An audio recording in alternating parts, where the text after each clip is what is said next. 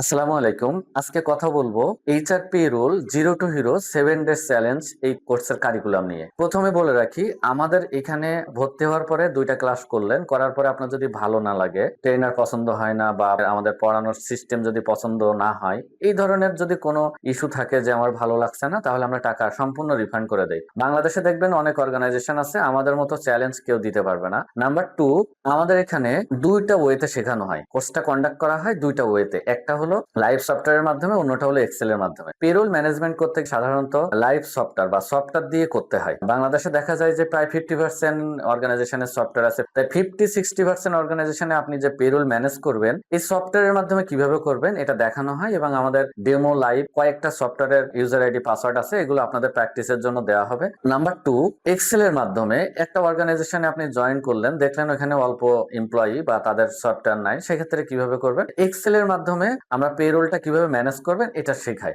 Number 3, Bangladesh শ্রম আইনের সাথে অ্যালাইন করে আমাদের এই কোর্সটা পরিচালিত হয়, এবং আমাদের এই কোর্সে একবারই পেরোলের স্টার্টিং থেকে শুরু করে এন্ডিং পর্যন্ত, অর্থাৎ ফাইনাল সেটেলমেন্ট, ডাটা এন্ট্রি থেকে শুরু করে ফাইনাল সেটেলমেন্ট, প্রত্যেকটা ধাপে ধাপে কথা বলা হয়। তাছাড়া আমাদের এই কোর্সে কিভাবে একটা সফটওয়্যার ইনিশিয়ালি আপনার অর্গানাইজেশনে ইমপ্লিমেন্ট করবেন এই বিষয়গুলো দেখানো হয়। আমাদের এই কোর্সে আপনাকে পরীক্ষা দিতে হবে এবং প্রত্যেক 3টা ক্লাস পর পর অ্যাসাইনমেন্ট জমা দিতে হবে, কারণ আপনি কি শিখলেন, যেহেতু পেরোলটা হলো খুবই টেকনিক্যাল একটা পার্ট, এটা মুখস্থ করার কিছু নাই, প্র্যাকটিক্যাল। এজন্য আমরা 3টা ক্লাস পর পর আমরা একটা অ্যাসাইনমেন্ট জমা নেই, এবং ফাইনালি আমাদের সার্টিফিকেট গুলো অ্যাভেলেবেল নাই, এখানে পরীক্ষা দিয়ে আপনার সার্টিফিকেট নিতে হবে। আরো একটু বিষয় বলে রাখি যে আমাদের এই কোর্স এতটাই ইফেক্টিভ, বিভিন্ন অর্গানাইজেশন থেকে বা অন্য ট্রেড থেকে আমাদের এই পেরোল কোর্স করে এখন তারা এইচআর এ জব করে অ্যাভেলেবেল পাবেন। সুতরাং আপনি যদি আপনার ক্যারিয়ারকে বুস্ট আপ করতে চান বা এগিয়ে নিতে চান, তাহলে আজই আমাদের কোর্সটা এনরোল করুন। HR payroll zero two hero 7 days challenge, আমরা একটা চ্যালেঞ্জ নিয়েছি। আমাদের এই কোর্সে মডিউল হলো 14টি। আমরা বলে থাকি যে মডিউল 13টি, কারণ 14 নম্বর মডিউলটা হলো প্রত্যেকটা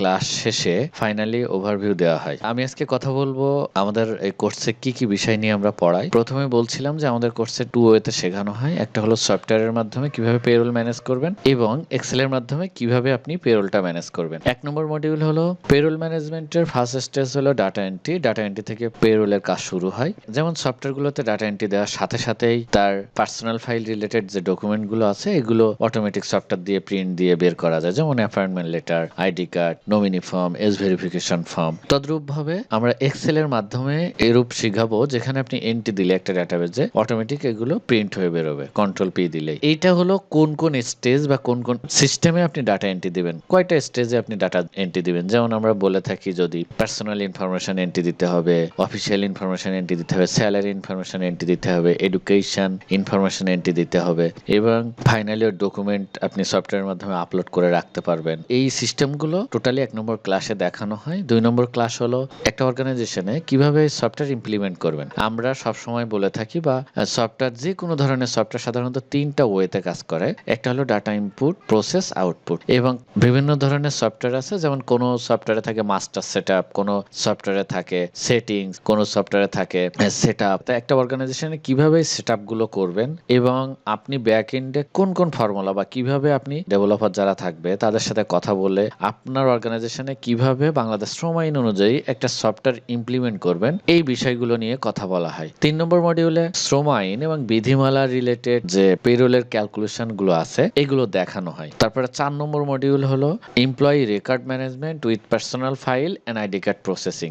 এমপ্লয়ি রেকর্ড কিভাবে ম্যানেজ করবেন একটা পার্সোনাল ফাইলে, এবং আইডি কার্ডটা কিভাবে দিবেন, বাংলাদেশ শ্রম আইনে কোথায় বলা আছে, কি বলা আছে, এই বিষয়গুলো নিয়ে কথা বলা হয়। তদ্রূপ ভাবে সফটওয়্যারে কিভাবে করবেন এই কাজগুলো, এবং ম্যানুয়ালি এক্সেল এর মাধ্যমে অটোমেটিক এই কাজগুলো কিভাবে করবেন বা মাইক্রোসফট এক্সেস এর মাধ্যমে এই বিষয়গুলো দেখানো হয়। তারপরে 5 নম্বর মডিউল হলো biometric registration, attendance, leave management, shift duty roster, labour law standard অনুযায়ী কিভাবে করবেন। এটা যেমন আপনার বাংলাদেশ শ্রম আইনের সাথে অ্যালাইন করে পড়ানো হয় এবং সফটওয়্যারের মাধ্যমে এই বিষয়গুলো দেখানো হয়। তাছাড়া আপনি এই বিষয়গুলো ম্যানুয়ালি কিভাবে এক্সেল এর মাধ্যমে করবেন এই বিষয়গুলো দেখানো হয়। তারপরে 6 নম্বর মডিউল হলো আমরা সাধারণত জানি পেরোলের জব ডেসক্রিপশন লিখে যদি আপনি এআই কে অথবা গুগল করেন, সেক্ষেত্রে আপনারা দেখবেন যে ওখানে একটা মানে কমন কিছু ফিচার থাকে। তো আমরা এই বিষয়গুলো নিয়েও কথা বলি। সাথে সাথে যেমন আপনি স্যালারি করার আগে কোন কোন বিষয় আপনার খেয়াল রাখতে হবে, আপনি নতুন মাসে স্যালারি করার আগে কোন কোন মানুষ আপনার অর্গানাইজেশন থেকে চলে গেছে, মোট ম্যান পাওয়ার থেকে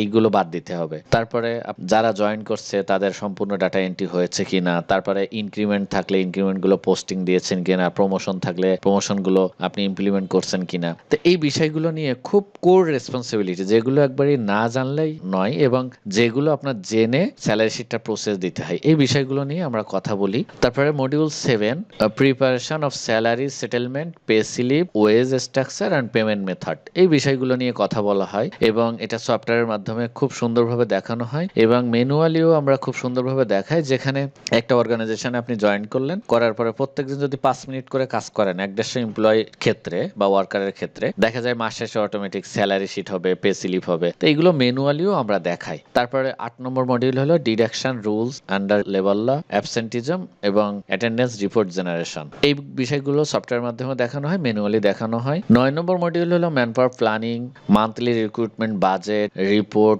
উইথ অটোমেটিক অর্গানোগ্রাম। এখানে যেমন সফটওয়্যারে যখন আপনি ইউজার আইডি পাসওয়ার্ড দিয়ে ঢুকবেন, তখন তাদের একটা ম্যান পাওয়ার প্ল্যানিং থাকে এবং ওই অনুযায়ী আপনি কতজন নিয়োগ দিচ্ছেন, অটোমেটিক নিয়োগ দেওয়ার সাথে সাথে ওই প্ল্যানিং অনুযায়ী কতজন গ্যাপ আছে এবং কতজন এক্সিস আছে, এই বিষয়গুলো যেমন দেখা যায়, তেমনি আপনি ম্যানুয়ালি এক্সেলের মাধ্যমেও এরকম একটা শেখানো হয়, যেখানে আপনি ম্যান পাওয়ার প্ল্যানিংটা ধরেই আপনি বা man power planning standard planning অনুযায়ী আপনি এন্ট্রি দিচ্ছেন কিনা বা এমপ্লয় নিয়োগ দিচ্ছেন কিনা, এটা আপনি ম্যানুয়ালি কিভাবে হ্যান্ডেল করবেন এটা দেখানো হয়। তারপরে 10 নম্বর মডিউল হলো বোনাস শিটটা কিভাবে করবেন, যেমন বোনাসের একটা সামারি থাকবে, বোনাসের কিছু রুলস থাকবে বাংলাদেশ শ্রম আইনের সাথে অ্যালাইন করে। তো এই রুলস গুলো বা বোনাস শিটের সামারি বা বোনাস শিটটা কিভাবে ম্যানেজ করবেন, এটা সফটওয়্যারের মাধ্যমে দেখানো হয় এবং ম্যানুয়ালি আপনি এই বিষয়গুলো কিভাবে করবেন। সাথে সাথে ইনক্রিমেন্ট বিষয়টা আছে, ইনক্রিমেন্টের বিষয়টাও দেখানো হয়। 11 নম্বর module final settlement. Final settlement খুবই গুরুত্বপূর্ণ বিষয় এবং শুধু যে ফাইনাল সেটেলমেন্ট করলেই হবে না, এটা বাংলাদেশ শ্রম আইন অনুযায়ী হচ্ছে কিনা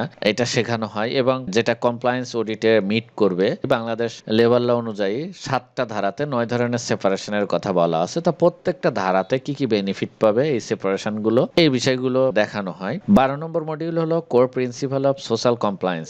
সোশ্যাল কমপ্লায়েন্সের প্রিন্সিপাল গুলো যারা পেরোলে থাকবে তাদেরকে জানানো হয়, কারণ তাদের এই বিষয়ে যদি পেমেন্ট রিলেটেড কোনো বিষয়ে যদি অডিটে বা সোশ্যাল অডিটে অথবা আপনার অর্গানাইজেশনে কোনো ইন্টারনাল অডিটে যদি কোনো ফাইন্ডিংস আসে, সেক্ষেত্রে এটা মেজর ইস্যু চলে যায় ইন্টারনাল অডিট বা এক্সটার্নাল অডিটের ক্ষেত্রে এবং এটা আসলে কমপ্লায়েন্স মিট করে কিনা বা শ্রম আইন অনুযায়ী হচ্ছে কিনা এই বিষয়গুলো নিয়ে কথা বলা হয়। এবং 13 নম্বর মডিউল হলো employee benefit management as per labour law. Bangladesh শ্রম আইন অনুযায়ী বেনিফিটটা ম্যানেজ হচ্ছে কিনা বা শ্রম আইন অনুযায়ী মিট করছে কিনা, যেমন ইএল ইনক্যাশমেন্টের ক্ষেত্রে, তারপরে উৎসব ছুটির দিনে ডিউটি করলে তার বেনিফিট গুলো কিভাবে হবে। তাই এরকম প্রত্যেকটা বিষয় গুলো এখানে দেখানো হয় বা কথা বলা হয় এবং ফাইনালি 13টা ক্লাস করার পরে 14 নম্বর ক্লাসে ওভারভিউ দেওয়া হয়। এই 14 নম্বর ক্লাস শেষ হওয়ার পরেই আমরা একটা এক্সাম নিয়ে থাকি, এক্সামের কোশ্চেন গুলো করে থাকি এই 13টা মডিউলের ভেতরে। এখান থেকে কিছু কোশ্চেন দেওয়া হয় যেটা আপনার এক্সেলের মাধ্যমে আপনারা করে আমাদেরকে মেইল করতে হয় এবং মেইলে ওই খাতাটা রিভিউ করে আমরা সার্টিফিকেটটা ইস্যু করি। আমাদের এখানে একটা নির্দিষ্ট স্ট্যান্ডার্ড মেনটেন করেই আমরা ক্লাসটা কন্ডাক্ট করে থাকি। আশা করি আপনি এখান থেকে অনেক কিছু শিখবেন এবং আপনার অর্গানাইজেশনে ইমপ্লিমেন্ট করতে পারবেন।